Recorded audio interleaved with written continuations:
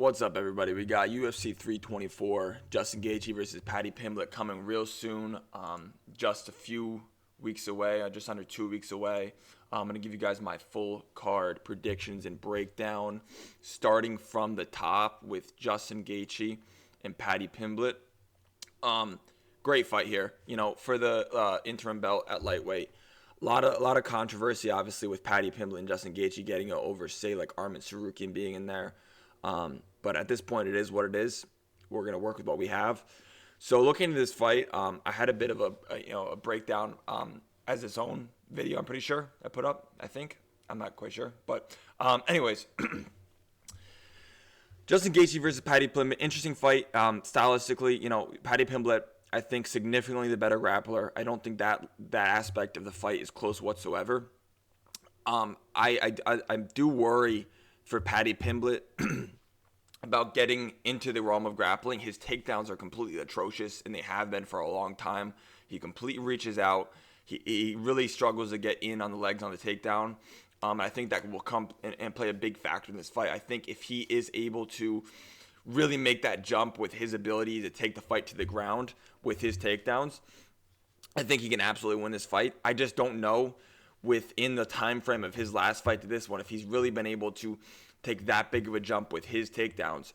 And I don't know how well or how easily he'll be able to get this fight to the ground. And say, if he's standing with Justin Gaethje, I really don't think this fight is going to go well for him. Justin Gaethje, as we know, is an elite striker, elite power, super well-rounded striking as well. Kicks, clinch work particular, I think will come and play a big factor in this fight. I think Justin Gaethje will be able to stuff some takedowns and get the fight in the clinch. He works really, really well to the clinch with uppercuts and stuff.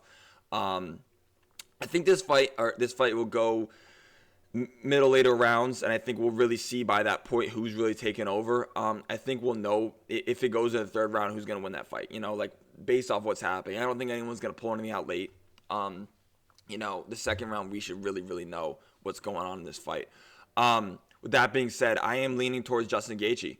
He will be my pick for this one. I know it's a bit of a hot take, but I really do think he's still good enough to get Paddy out of there. I think the experience is going to play a factor. I know Justin Gaethje has really good cardio.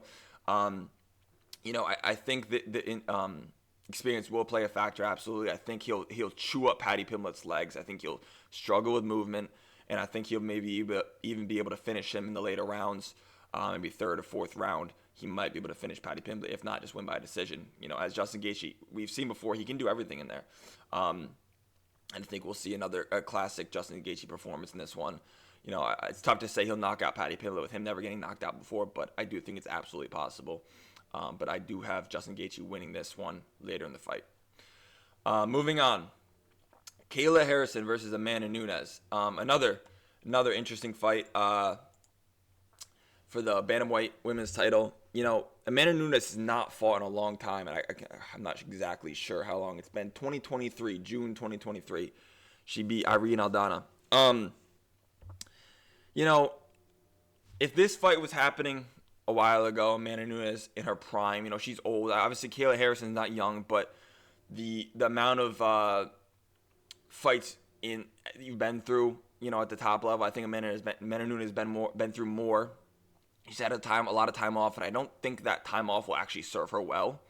One of the things that Amanda Nunes had over all these other girls in her career is that she was so much bigger and so much more physical than all of them. And she doesn't have that in this fight. Kayla Harrison is in this fight going to be the bigger and more physical fighter. They're the same height. Kayla Harrison is 2 years younger. I just think Kayla Harrison will be more physical in this fight. I think she'll get the fight to the ground and beat up Amanda Nunes there. I do see Kayla Harrison finishing this fight within the fight. Like I said, I don't think the time off is going to serve Amanda Nunes well. I think she'll be a little bit rusty. Obviously, it's no disrespect. She is the greatest of all time at this moment. I think if Kayla wins, she will be. But yeah, Amanda Nunes, with that time off and fighting someone as physical and as dominant and aggressive as Kayla Harrison, I don't think it's going to go well for her. I think Kayla Harrison finishes this fight. I think likely by submission around the middle of the fight, second or third round. But yeah. Moving on to this one, I'm super stoked for this fight, I'll tell you. Sean O'Malley versus Song Yadong. I think Sean O'Malley will make this look insanely easy. And, Song Yadong is very good. But I think stylistically, this is a really, really bad matchup with him. Someone with the movement ability of Sean O'Malley. Someone who can really, his movement and his footwork is so good. I think Song Yadong will really, really struggle to land shots on him in general. Sean O'Malley's going to keep this fight at range, kind of skirting the outside, and really piece apart Song Yadong. Song Yadong is going to have to try to trudge in there, but I think he's going to eat way too many shots coming in. We've seen Sean O'Malley at the top level. He's been the champ before. I still think he's hungry. He's mentioned retirement and stuff, but I really don't buy into that much within the sense of him being hungry or not. I still think he's absolutely hungry coming into this fight, and I think he will pretty much dominate Song Yadong. I think he's going to finish him. I think he's going to catch him coming in, trudging in. I think he's going to land a lot of damage, and it'll kind of add up, and Sean O'Malley will kind of piece him up and drop him while Song Yadong's kind of trudging in there with the right hand and finish the fight probably late in the third, or in the third round, I'd say. It's a 3-round fight. I'd say in the second or third round, I have Sean O'Malley winning this fight by TKO. I just don't think Song Yadong's be able to mix it up enough and get into range with Sean O'Malley. He has a 5-inch reach advantage, and he uses that 5-inch reach advantage because of his footwork like it's a 10-inch reach advantage. I don't think Song Yadong will be able to touch him that much. Okay, so this is an interesting one. I'm really unsure who I want to pick here. Waldo has looked very, very good. And I do think he's one of the better heavyweights. I think he's a top 5 heavyweight. However, with that being said, we've seen Derek Lewis. He's been in the top for a long time. We know where we're going to get out of him. And, it might be silly to pick Derek Lewis. I picked him in his last one. He fought, I think, Talison Teixeira. He was a giant underdog. And he came out there and just knocked him out. We either get Waldo beating up Derek Lewis or we get Derek Lewis knocking out Waldo. I'm going to have to ride with Derek Lewis. I think he can win this one. I just want to pick him. Listen, don't bet on this fight either way. It's too unpredictable. I mean, maybe you can bet on it to be a knockout or something, but it's too unpredictable. But I'm going to ride with Derek Lewis. I think he can absolutely win. And I mean, it's really hard to predict. We know we're going to get out of this fight in the sense of Waldo's going to stay at range jabbing. He's a little bit bigger. I guess he doesn't have bigger reach, but Derek Lewis is going to swing his overhands and really try to get in the pocket. I think Derek Lewis can really knock him out here. That's about that. Derek Lewis is a pick there. Moving on to a more technical fight with Arnold Allen and John Silva. This is a great fight. John Silva coming off a bad loss to Diego Lopez, getting knocked out in the second round after getting absolutely dominated in the first round. He did have success in the second round. He was piecing up Diego Lopez a little bit. Diego Lopez is not the cleanest, most technical striker. He's a very, very good striker, kind of unorthodox in a lot of ways, but still a very good striker. John Silva was way more technical than Diego Lopez, and he was finding those shots. Arnold Allen here, I do think he's going to be able to find a lot of success in this fight. He's had time off. He obviously got injured. He's had time off since then, recovering. He's beefed up quite a bit, he said. I think he's going to come into this fight very big. I think, he's an inch taller than John Silva, but I think he's going to look a lot bigger than that. I think Arnold Allen's a bit more well-rounded. I think his striking is just as clean. He's got power. He has a chin on him. I have Arnold Allen winning this fight by decision. I think it's going to be close. I think John Silva might win a round, maybe the second round or something, but I think Arnold Allen will pull it off in a close decision. Just landing more volume and stuff. John Silva is very good. And I just think that last loss to Diego Lopez might get into his head a little bit. I could be completely wrong, but I think Arnold Allen's going to come off that layoff. I think it was I can't remember exactly how long, maybe a year, right? Almost, it's a year and a half. I think he's going to come off that layoff and look really good, be fresh, and I think he's going to beat John Silva by decision. Close decision, but a win all the same. Natalia Silva versus Rose Namajunas. Pretty easy, I guess, pick for me. It's going to be Natalia Silva. I think she's looked very good recently. Rose Namajunas, we know what we get out of her. She's been near the top for a long, long time. I think she's aging and not well. I think Natalia Silva, she's still like 28 years old. She's very young still, very well-rounded. I think she's going to come in here and beat Rose Namajunas by 30-27 by decision, easy decision, dominant her. I think she's younger. She still does have very good experience. She has more fight. Am my math wrong? No, she has more fights than Rose Namajunas. But she's young with experience, and that's great to have. I think she's gonna beat Rose Namajunas. Like I said, she throws a lot of volume in there. She's very good. As simple as that. That's gonna be the pick. Natalia Silva by decision. Moving on, we have Umar Nurmagomedov getting back in there pretty quickly because I think he was in there not long, like maybe a couple months ago. Yeah, October. So a relatively quick turnaround for a Dagestani. I respect it. He's getting in there in a tough opponent against Deiveson Figueiredo, who's very tricky to deal with. Winning his last one against Montel Jackson in Brazil on the undercard of Charles Oliveira. This is gonna be a tough fight. I'm going to be riding with Umar Nurmagomedov. I think he's going to win this fight. I'm rooting for Figgy. I'd much rather Figgy win, but I do think Umar will pull this off. I think his striking is he's very good. He's quick. He's going to look a lot bigger than Figueiredo in there. Figueiredo obviously is a very small bantamweight, and I just think Umar can kind of bully him around in there. He's going to land his kicks really well. I have him winning by decision, though I could absolutely see him, unfortunately, knocking out Deiveson Figueiredo. I think, Figgy's he's getting quite old now, if I'm not mistaken. He's 38. 8-year gap between these two. I have a pretty confident pick in Umar beating Figueiredo, unfortunately, like I said. He's going to be bigger. He's going to be faster, stronger, just as well-rounded. Both of them are very well-rounded, but Umar is also very well-rounded. Umar Nurmagomedov, the pick there, likely by decision, but I could see a finish at some point in the fight if he catches him right or, really sees the opportunity. Ateba Gautier versus Andre Pulyaev. This is a step up for Ateba Gautier, compared to his previous opponents. His previous opponents have been absolute cans. Andre Pulyaev he isn't a can, but he's not good. The pick is obviously going to be Ateba Gautier by knockout. I think he's going to get it done. I think maybe in the second round. I think you could maybe, I don't know what the spread or the line's going to be here. Sorry, the round line's going to be here. But I could see a second round knockout. I think Andre Pulyaev is decent. He's not good. He's decent. He's not good enough to be Ateba Gautier, who's this big, this strong, this fast, this technical. He's just going to knock him out. No matter what it is, it's gonna happen.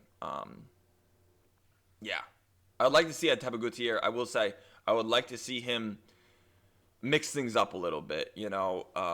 Show off a little more of his game. Maybe even be a little patient in there and try to get a little more experience in the octagon. He's running through people. But I think Ateba Gautier is a damn near lock. As much of a lock as you can get in this sport.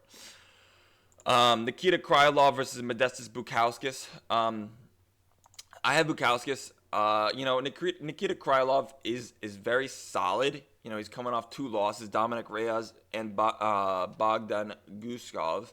I think he was possibly the favorite in both those fights. I faded him in both those fights, though, and he lost both, thankfully. So I was right on both those. I think Modestas Bukauskas is going to finish him.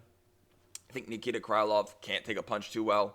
His kickboxing is solid, but I think Modestas Bukauskas will be aggressive enough and pressure at him enough to get him out of there.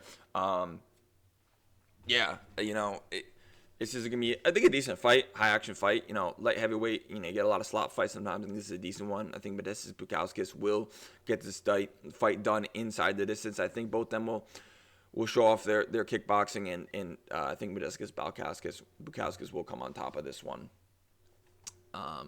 So he'll be the pick. Moving on to one of my favorite fighters, Charles Energy Johnson. Skullet gang up in here. Taking on Alex Perez. Finally Charles Johnson's getting a ranked opponent above him. Alex Perez, he's lost 4 out of his last 5. I think this will be another loss for him. I think Charles Johnson will make this look easy. I think he's a dark horse of the division. I think if he wins this one, maybe the UFC will finally stop disrespecting him and really give him a high-ranked opponent. I think Charles Johnson, like I said, I think he makes this look easy. I think he takes Alex Perez out in the first round, maybe the second. First or second round knockout. Charles Johnson has been getting disrespected with odds. I don't know what the odds are in this fight. He's been getting disrespected by people picking against him, against a guy like Loner Kavanaugh, who's a solid fighter. But there's just levels to this, and I really do believe that Charles Johnson is at the highest level of flyweight. He's super, super well-rounded, tough, has heavy hands. Joshua Van's the champion right now. He knocked out Joshua Van. His only loss as of recent was to Ramazan Tamirov, who, by the way, popped for steroids after, and they still didn't overturn that, which is kind of nuts. But what are you going to do?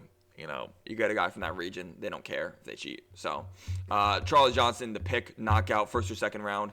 Pretty easy. Alex Perez is a decent fighter. He doesn't have it, I don't think. He's lost a lot recently. But, yeah, Charles Johnson, pretty confident in their pick. I'm really stoked for that fight. One of my favorite fighters in the whole UFC. So, stoked for that fight. See Charles Johnson back in there. Michael Johnson versus Alexander Hernandez. Another good fight.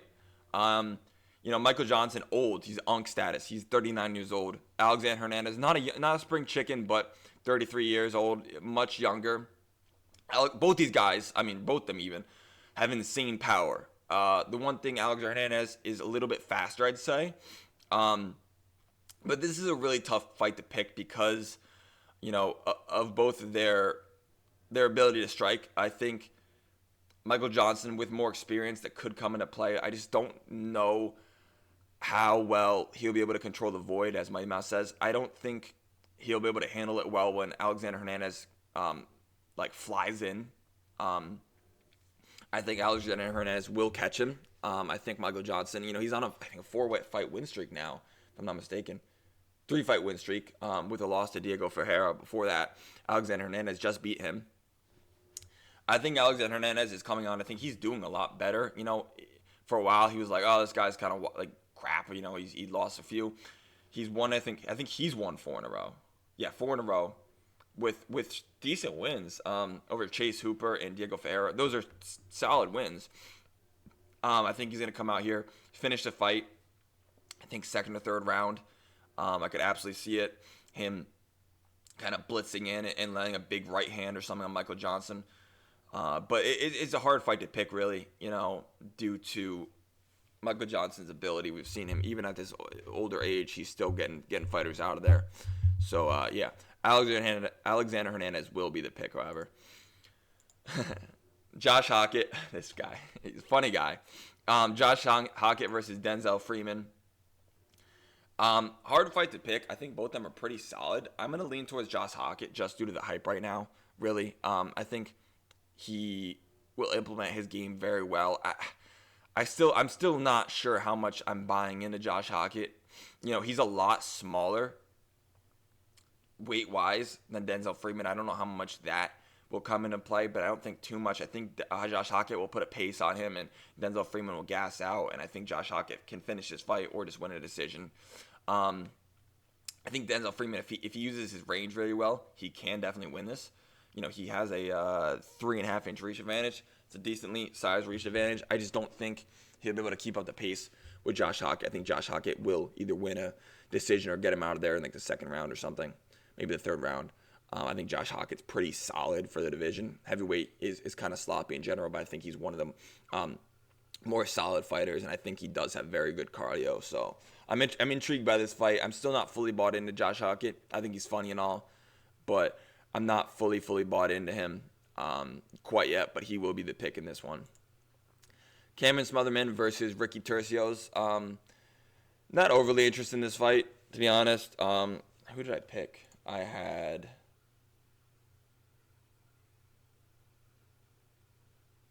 Sorry. I Cameron Smotherman. Okay. Yeah, I Cameron Smotherman. Like I said, not overly into this fight. Both of them are on a bit of a losing streak. I think one of them is going to come out on top here. I think it's going to be Cameron Smotherman. I think he's just going to look a little bit better in there. Neither of these guys are great, to be honest. It's kind of one of the more sloppier fights on the card. But Cameron Smotherman will be the pick here. I got him winning by decision. That's that. Adam Fugitt versus Ty Miller. Adam Fugitt got fed to the Wolves in the last one. He had to fight Islam Dulatov and got murked.